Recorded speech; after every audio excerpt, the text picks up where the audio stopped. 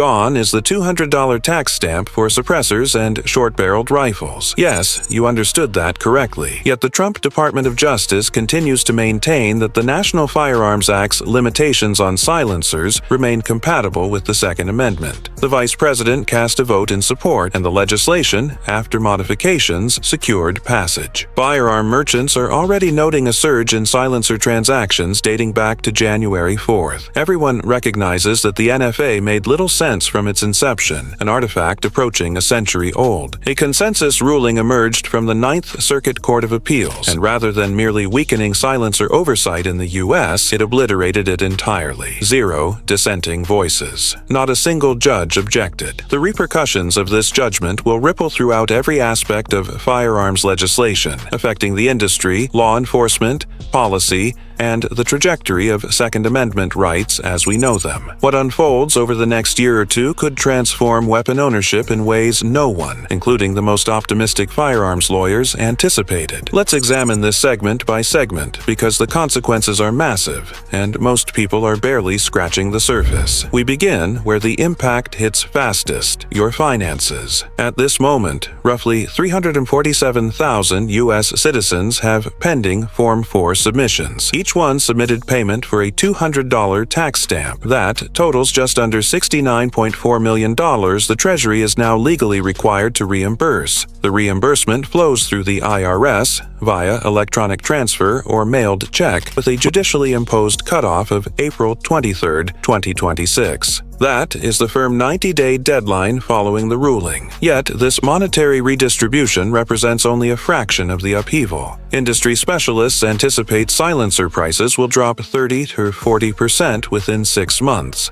Why? Producers are preparing to expand manufacturing output by as much as 400% to satisfy what they describe as pent-up demand. Companies including Seiko, Dead Air, and Surefire have publicly announced major growth initiatives, additional plants, machinery, and personnel. The removal of the 11-month bureaucratic delay transforms retail dynamics entirely. For the first time, gun shops can actually stock silencers on shelves like scopes or magazines, rather than waiting months for special orders. The secondary market is poised for the most dramatic change of all. Previously, selling a registered silencer required another Form 4 transfer and another lengthy delay, effectively killing the resale market. Now, pre-owned silencers transfer via standard background check, like any regular firearm, which will flood the market almost instantly. Now calculate the financial impact. Removing the $200 tax plus the typical $700 dealer transfer fee means roughly $900 retained per silencer for the 347,000 outstanding submissions alone. Over $312 million in regulatory costs immediately gone. Across new acquisitions, billions of dollars stay in buyers' pockets rather than government coffers. This is, without exaggeration,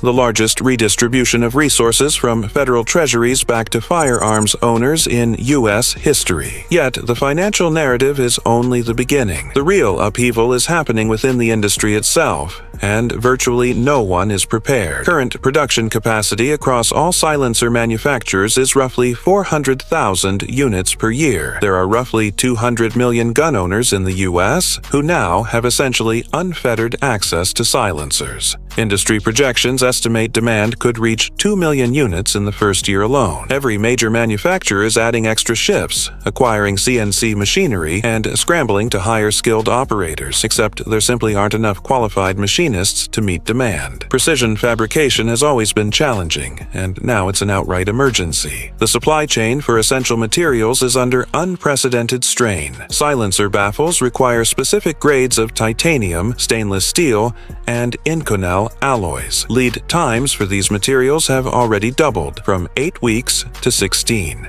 Multiple mid-sized producers are securing extended supply agreements at costs 40% higher than early 2025, just to guarantee they have the necessary raw materials. Retail infrastructure is also unprepared. Most gun shops have 0 silencers on display because the prior Form 4 system made inventory prohibitively expensive. Now, stores must stock silencers like any other product, and the National Shooting Sports Foundation estimates that retailers will need to invest $1.2 billion in silencer inventory to meet demand. Smaller shops unable to finance that capital will lose market share to larger stores almost overnight. Processing and authorization bottlenecks also pose a challenge. Every new silencer model requires federal evaluation and approval. Currently, over 300 models are awaiting review, and clearing that backlog at existing processing rates could take 2 years. Meanwhile, new designs are submitted faster than they can be reviewed, and distribution networks are pivoting toward direct-to-consumer sales with immediate background checks. Essentially, the silencer sector is being rebuilt from scratch in under 6 months. Legally, this introduces significant hazards. State-level laws are inconsistent. A California resident can legally acquire a silencer under federal law, pass a background check, take physical possession, and immediately commit a state felony punishable by up to 3 years under Penal Code 34.10. Federal officers no longer enforce a now-defunct regulation, but state authorities retain full power to prosecute. New York's situation is even more extreme. The state classifies silencers as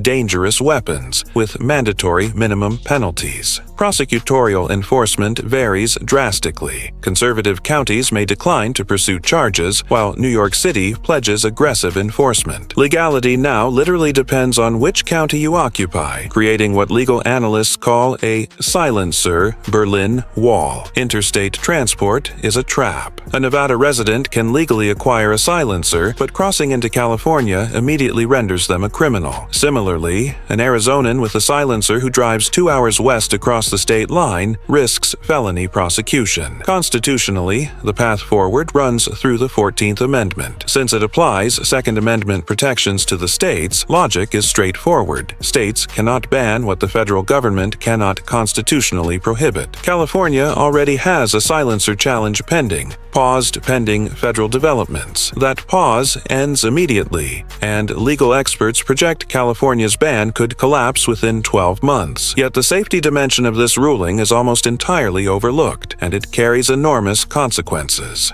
Most civilian gun owners have never actually used a silencer. They don't understand that even with a suppressor, a firearm can still produce 130, 140 decibels, loud enough to require hearing protection. They're unaware that silencers need routine disassembly and maintenance, that carbon buildup can cause baffle strikes, or that point-of-impact shifts can occur when mounting a silencer. Liability concerns are already mounting. If someone injures themselves while using a silencer, responsibility can cascade quickly. Manufacturers could face product liability claims, retailers could be accused of negligence for selling without proper instruction, and ranges could face premises liability for allowing unsafe use. Insurance providers are adjusting policies and raising premiums for silencer coverage. Training infrastructure is far from ready. Currently, silencer instruction is specialized primarily for law enforcement or dedicated enthusiasts. Expanding to a mass market requires standardized curricula, training thousands of instructors, and incorporating silencers into basic firearms courses. Organizations have announced accelerated training programs but admit they are months behind demand. Many public ranges still ban silencers due to insurance restrictions or outdated policies. Estimates suggest 15 to 20% of ranges may initially refuse suppressed firearms rather than invest in safety upgrades. Politically, opposition mobilized almost immediately. Within hours of the ruling, emergency legislation appeared in California to expand silencer prohibitions, increase penalties, including mandatory 5-year sentences, and New York proposed reclassifying silencers as violent felonies ineligible for plea deals. Nationwide, bills have been introduced to ban civilian silencer ownership, criminalize current possession, and mandate confiscation with compensation limited to $100 per unit, regardless of purchase price.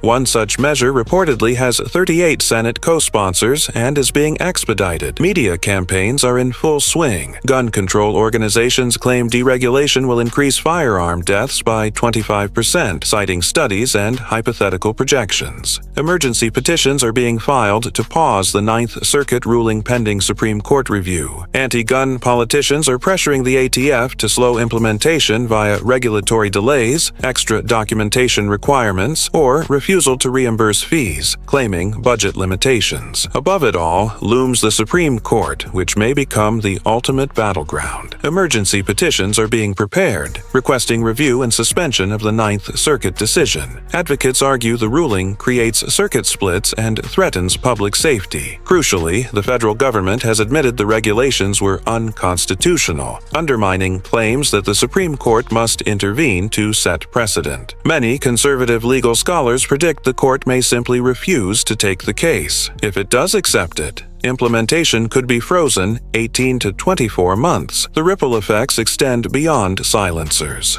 Within 18 hours of the ruling, 3 challenges to short-barreled rifle provisions were filed in the Ninth Circuit to leverage binding precedent. The arguments closely mirror the silencer case: common usage, no founding-era equivalent, and taxes as unconstitutional prior restraints. Legal experts rate success at 95%. The 1986 automatic weapon prohibition is next. Silencer ruling reasoning applies directly. Regulations preventing widespread ownership cannot justify labeling items uncommon. Prior to 1986, automatic weapon registrations were growing by 15,000 to 20,000 units annually. Continuing that rate would exceed 1 million registered automatics today, meeting common use thresholds. Major legal organizations are preparing challenges within 6 months using post-1986 registered samples. Internationally, the impact is substantial. U.S. silencer manufacturers dominate global production, but face export limits justified by domestic regulation. With that justification gone, billions of dollars in foreign markets could open. Countries modeling their silencer laws on U.S. restrictions may face legal scrutiny from their own citizens. Technological innovation will also surge. Modular suppressors, advanced ceramics and carbon fiber units, integrated barrel suppressor combinations, and smart electronic silencers were previously restricted by regulatory timelines. Those barriers are gone. Expect rapid product development and new offerings at unprecedented speed. This is not merely a single court decision affecting one accessory. It's the opening chapter of a constitutional transformation redefining Second Amendment boundaries. Legal, political, industrial, and technological consequences are unfolding in real time, and every firearms owner in America must understand what lies ahead. That concludes this segment. Now let's break down the practical implications for everyday gun owners. First, financial effects are immediate and substantial. Roughly 347,000 served Americans currently have Form 4 applications pending, each having paid the $200 tax stamp. That totals nearly $69.4 million the Treasury is now required to reimburse by April 23, 2026, a hard judicial deadline. That's just the start. With demand surging and the tax removed, silencer prices are expected to drop 30 to 40% within 6 months. Manufacturers are ramping up production by as much as 400% to meet pent-up demand, with companies like Dead Air, Surefire, and Silencer Co. publicly announcing expansion plans. More machinery, more personnel, more production lines. The previous 11-month approval delay had frozen inventory and suppressed resale markets. Once the Form 4 backlog is cleared, pre-owned silencers will circulate like any other firearm, dramatically expanding options for buyers and sellers. Removing the $200 stamp and $700 transfer fees saves consumers roughly $900 per unit, over $312 million just for pending applications. Multiply that across new purchases, and billions of dollars will remain in consumer hands instead of federal coffers. This represents arguably the largest transfer of resources from government to firearms owners in U.S. history. Production infrastructure infrastructure, however, is under strain. U.S. manufacturers currently produce around 400,000 silencers annually, but with roughly 200 million gun owners now able to purchase without restriction, demand could hit 2 million units in the first year alone. CNC machines, skilled labor, and raw materials are bottlenecks. Silencer baffles require specific grades of titanium, stainless steel, and Inconel, with delivery times already extending from 8 to 16 weeks. Producers are securing long-term supply agreements at costs 40% higher than early 2025 prices. Smaller retailers may struggle to compete with large merchants able to front $1.22 billion in inventory. Regulatory bottlenecks are also shifting. Every new silencer design must be approved federally, with current backlogs of over 300 designs already stretching approval timelines to 6 to 9 months. Manufacturers are pivoting to high-volume, direct-to-consumer models to bypass delays inherent to Form 4-based operations. The silencer industry is effectively reconstructing itself from the ground up in under 6 months. Legal risks remain, especially at the state level. Federal restrictions are gone, but many states retain prohibitions. California, New York, and a few others still classify silencers as illegal or highly restricted. Traveling with a silencer can now create a legal trap. A Nevadan can legally own one, but crossing into California could instantly make them a felon. Courts are calling this the silencer Berlin Wall. Legal challenges in these states are expected to move quickly, using the new Ninth Circuit precedent and 14th Amendment arguments. States cannot forbid what the federal government cannot. Insurance and training gaps also pose major challenges. Most civilian shooters lack experience with silencers. Misuse risks liability. Injury from improper mounting, carbon strikes, or recoil changes can trigger claims against manufacturers, retailers, and ranges. Only 15 to 20% of ranges may initially allow suppressed shooting, while curriculum and instructor availability lag far behind demand. Political opposition is mobilizing quickly. Emergency legislation in California and New York aims to expand prohibitions, increase penalties, or reclassify silencers as violent felonies. Anti-gun groups are filing petitions to pause the Ninth Circuit decision, and lawmakers are pressuring agencies to impose regulatory delays, create additional paperwork, or deny reimbursements under budgetary excuses. At the federal level, the Supreme Court remains the ultimate arbiter. Emergency petitions seek review and potential stay of the Ninth Circuit ruling. However, the federal government has already admitted the old regulations were unconstitutional, making it difficult for the court to justify intervention. Conservative legal scholars predict the court may decline to take the case. If accepted, implementation could be delayed 18 to 24 months. The ripple effects extend beyond silencers. Short-barreled rifles and automatic weapons are next.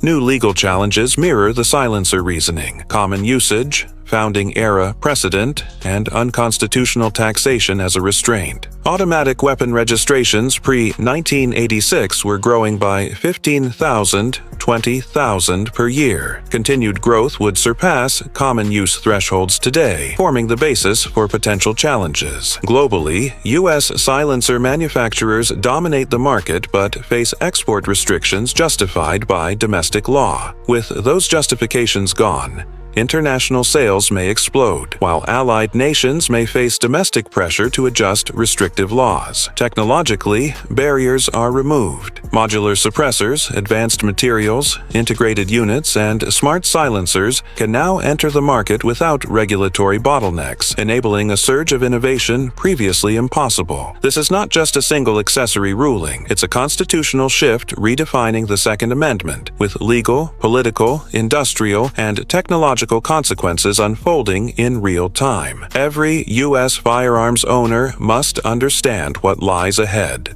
The broader constitutional implications are staggering. This ruling marks the beginning of a cascade that could reshape the Second Amendment landscape entirely. Federal silencer restrictions no longer exist, creating a new baseline that states must contend with. The 14th Amendment ensures that state authorities cannot abridge rights that the federal government cannot constitutionally limit. Legal experts predict that within 12 months, states like California and New York will face court decisions overturning silencer prohibitions. prohibitions. Similar challenges will cascade through other restrictive states, forcing legislators to either repeal outdated bans or confront inevitable legal defeats. The industrial ramifications are equally profound. Silencer manufacturers are experiencing a demand surge unlike anything in recent history. With Form 4 delays eliminated and the tax removed, production bottlenecks dominate every decision. CNC machines, specialized titanium, stainless steel, and Inconel materials,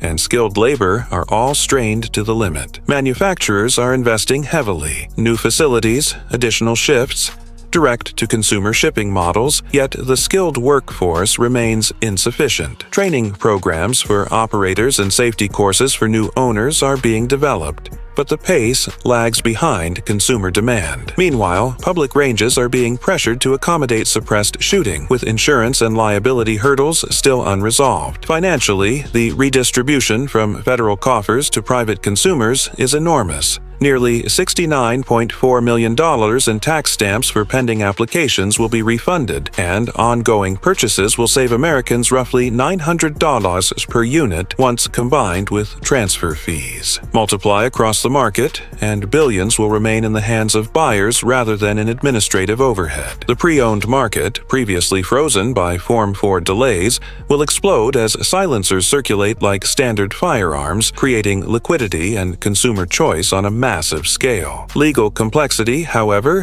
has not disappeared. Federal deregulation does not override state law, and the silencer Berlin Wall remains a very real threat. Individuals traveling across state lines with silencers must be extremely vigilant. What's legal in one jurisdiction may be felony possession just a few miles away. Prosecutors' enforcement priorities differ drastically, even within the same state, creating a patchwork of risk. Legal counsel is essential for anyone moving silencers interstate until state bans are resolved. Political pushback is also accelerating. Emergency legislation is being proposed in multiple states, aiming to restore or expand silencer prohibitions, increase penalties, or classify silencers as violent felonies. Anti-gun groups are lobbying agencies to impose bureaucratic hurdles, delay reimbursements, and reinterpret regulations to slow implementation. Supreme Court review remains a possibility, though the government's admission of unconstitutionality weakens the case for intervention.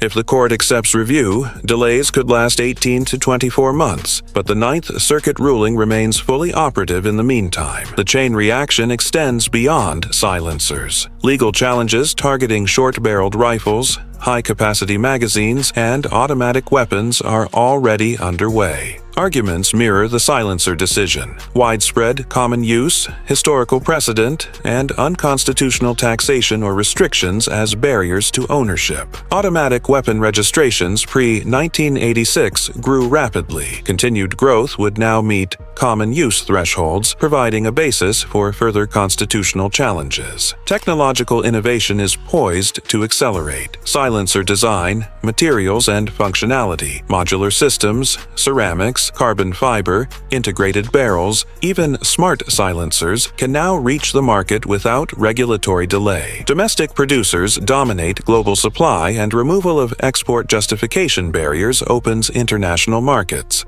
Allied nations with stricter laws may face internal pressure to adjust their regimes. The cumulative impact is clear. This is not merely a silencer ruling, it is a constitutional shift redefining Second Amendment protections, industrial norms, technological innovation, and interstate legality. The next 12-24 months will see unprecedented legal, economic, and societal changes in firearms ownership. Every gun owner in the United States must understand the implications for their rights, finances, safety practices, and travel. This concludes today's comprehensive analysis. The Second Amendment landscape is evolving at record speed, and staying informed is crucial. Make sure you subscribe to Weapons Law Advisor, and don't forget to like and comment on the video to help us reach our amazing milestone of 10,000 subscribers. Every single subscriber matters. Your support is what makes this journey possible.